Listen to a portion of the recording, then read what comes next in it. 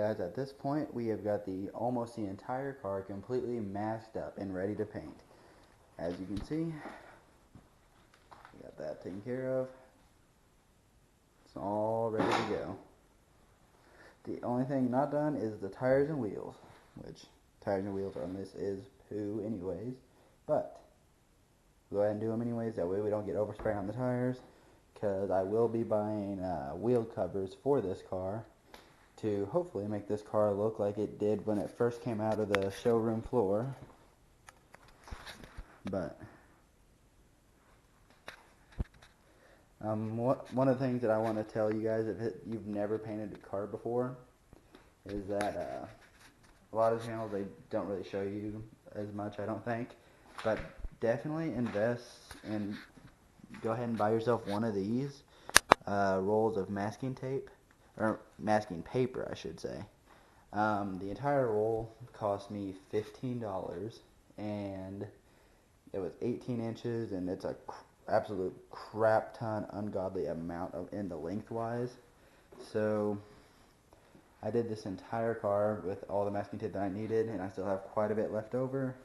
And because of how much tape it saved me from not having to use masking paper 24/7, I only had to use one roll of tape, which tape is like $4 a roll. So that can save you, if you were to try and do this all using just masking tape, this would take you about $50 in just tape minimum. And that number is completely arbitrary, but it would take you a lot more than it would be just to buy the paper. Plus, next time you're ready, you have the paper. Another thing that I feel like they don't really tell you on a lot of cars is, when you're ready to paint, make sure, for 100% sure, you have got everything that you do not want painted masked off before you start, because you cannot stop in the middle of painting to go back, retape, and get started. So like, I've already got my quarters covered, because it would be nice to have them match paint color wise to the vehicle, but I don't want to clog the injectors and then have to deal with that.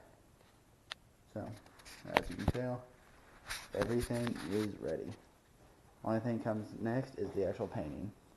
And I will go ahead and show you guys a quick little trick here, which helps a lot as far as the masking paper goes. So like, for getting this paper with the tape all the way along this complete flat edge, since this is a lengthwise, there's a good way to get it started there. First, I'll show you on the wall here.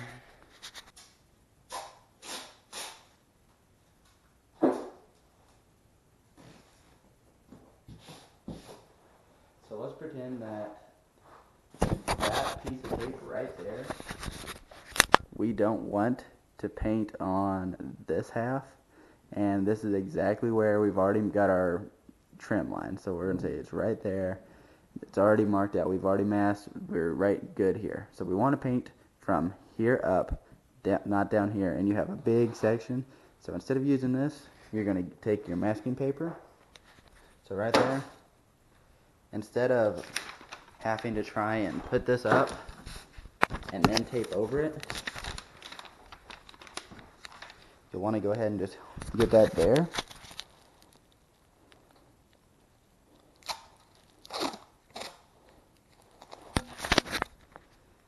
And do that first.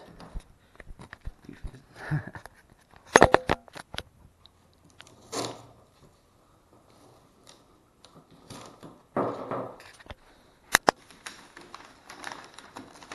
want to do that first. That way it's literally just putting that to that. And then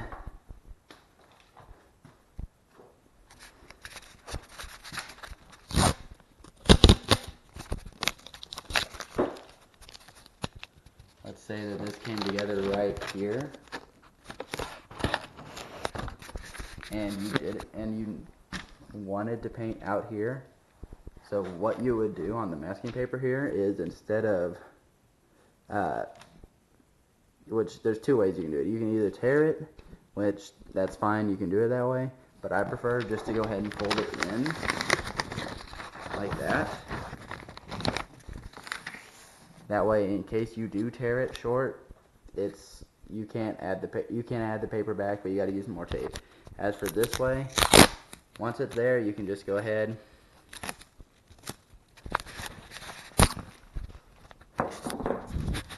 and tape it, and that is good to go. You just tape it just like that, and you are good to paint. So if I wanted to paint right now, I'd be able to paint right through there, right through there. Masking tape should keep the paint from soaking through unless you are using an absolute ungodly amount of paint. But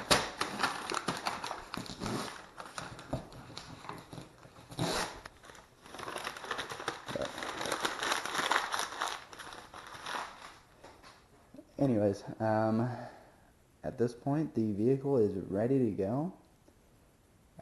So I'll show you guys how that comes out tomorrow.